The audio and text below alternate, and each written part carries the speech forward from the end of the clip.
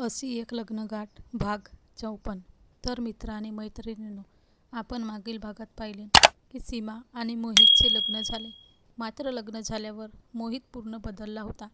सीमासोबतचं वागणं त्याचं पूर्ण बदललं होतं.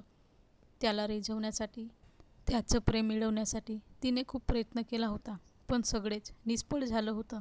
तर आता पुढे मोहितच्या वागण्याचे रहस्य सीमाला काही उलगडेना. सीमा दररोज मोहितला त्याच्या आवडीचा स्वयंपाक बनवायची. तो बाहेर गेल्यानंतर त्याला मोबाईल, रुमाल, घडी, अगदी सगळ्या वस्तू आठवणीने द्यायची. अंघोळीला गेल्यानंतर त्याचे कपडे, बूट, मोजे सगळे व्यवस्थित मांडून ठेवायची. वेळेवर चहा, नाश्ता त्याला हवं नको ते सगळं पाहत होती. पण एवढं सगळं केल्यानंतरसुद्धा मोहित सीमाशी कधीच प्रेमाने बोलायचा नाही. उलट तिच्या प्रत्येक कामात चुका काढायचा. नोकरांसमोरसुद्धा तिचा अपमान करायचा. तिला वाटायचं याचा स्वभाव थोडा सनकी आहे म्हणून असा वागतो. ती खूप धीराने आणि प्रेमानं घ्यायची. एक दिवस तिने मोहितला त्याचा हात पकडून खूप प्रेमाने विचारले, प्लीज मोहित, तुला काय झालं आहे? माझ्याशी असं का वागतो? त्याचं कारण तरी सांग. मी आवडत नाही का तुला? माझ्यावर तुझं प्रेम नाही का? पण मोहित, मी तुझ्यावर खूप खूप प्रेम करते. प्लीज माझ्याशी असं वागू नको ना. तिने त्याचा धरलेला हात फटक्यात आसंडून दूर फेकून दिला आणि म्हणाला, सीमा, कितीदा सांगितलं तुला मला काहीच विचारू नको असं? जा तिकडे, झोपू दे मला गुपचूप. आणि तो त्याच्या बिछाण्यावर झोपून गेला. सीमा ही सोफ्यावर झोपली. दोघेही पती पत्नी असून एकमेकांपासून दूर झोपत होते. मोहितलाच एकत्र झोपणं मान्य नव्हतं. त्याने त्याबद्दल सीमाला स्पष्ट शब्दात खडसावलं होतं. सीमा रडत होती. आपल्या आईबापाची आठवण तिला यायची. तिला समजावणारं कोणीच नव्हतं. मोहितचे प्रेम पाहून तिला वाटलं होतं, माझ्या आयुष्याचा जोडीदार, सुखदुःखाचा भागीदार आता मोहितच आहे. तिला खूप आनंद झाला होता त्याच्याशी लग्न करून. पण पहिल्याच रात्रीपासून त्याने इंगा दाखवायला सुरुवात केली होती.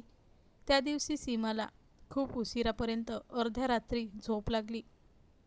कारण मोहितच्या वागण्याचे तिच्या मनात काहूर माजले होते. खूप तर्क लावण्याचा ती प्रयत्न करत होती, पण त्याच्या वागण्याचा तर्क लागत नव्हता. शेवटी रडून रडून थकली. विचार करून डोकं सुन्न झालं. तिचा मेंदूच थकला. शेवटी न राहून ती झोपली.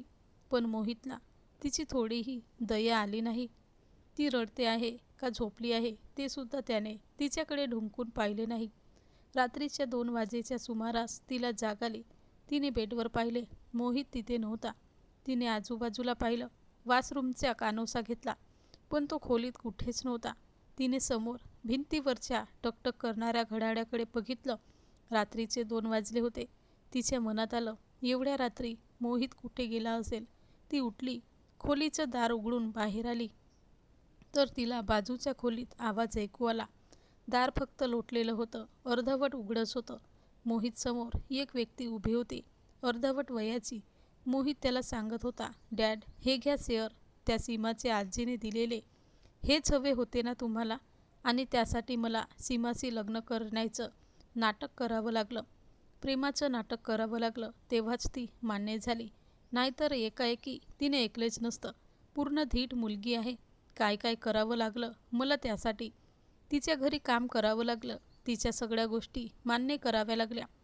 पण एका दगडात 2 पक्षी मारले डॅड मी. आणि हा हा हा करून मोहित जोरजोराने हसू लागला.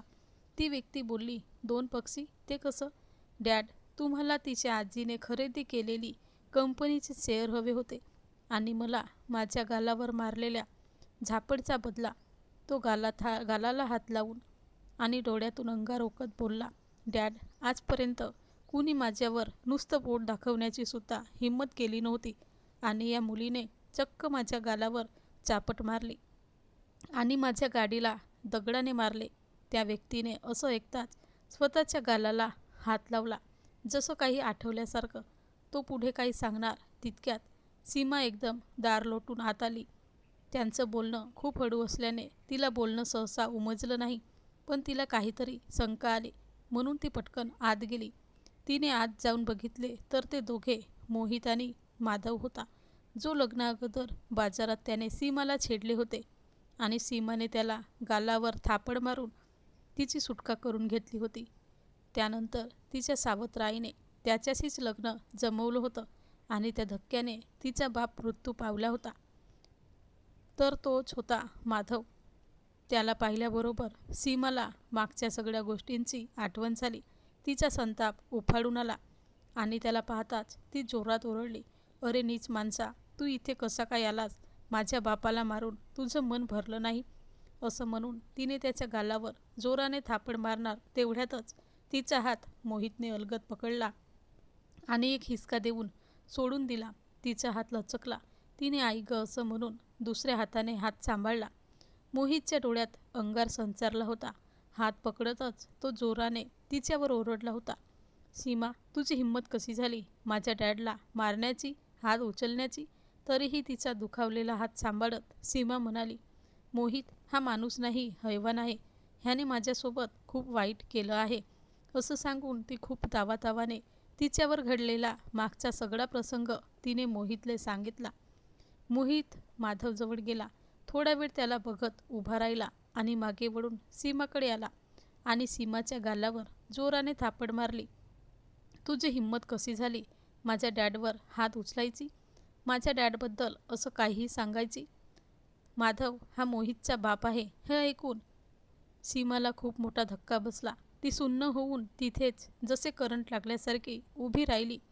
माधव काहीच न बोलता तिथून निघून गेला. सीमाला थोडा वेळ काहीच सुचत नव्हतं. खूप मोठा धक्का तिला बसला होता. ती स्तब्धपणे तशीच उभी राहिली. मोहित तिच्यावर ओरडला, "जा आत लवकर, माझ्यासाठी कापी घेऊन ये."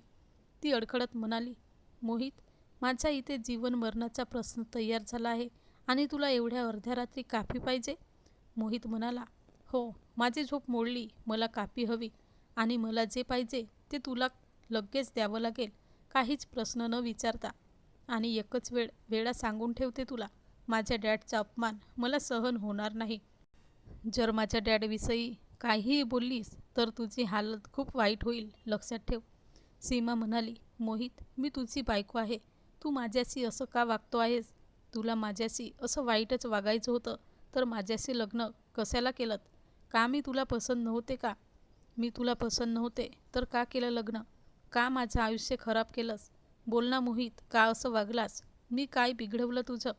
प्लीज मोहित, अजूनही वेळ गेलेली नाही. प्लीज माझ्याशी असं वाईट वागू नको. अरे मी तुझी बायको आहे, झालं तरी काय तुला?" "खरंच तुझे डॅड?"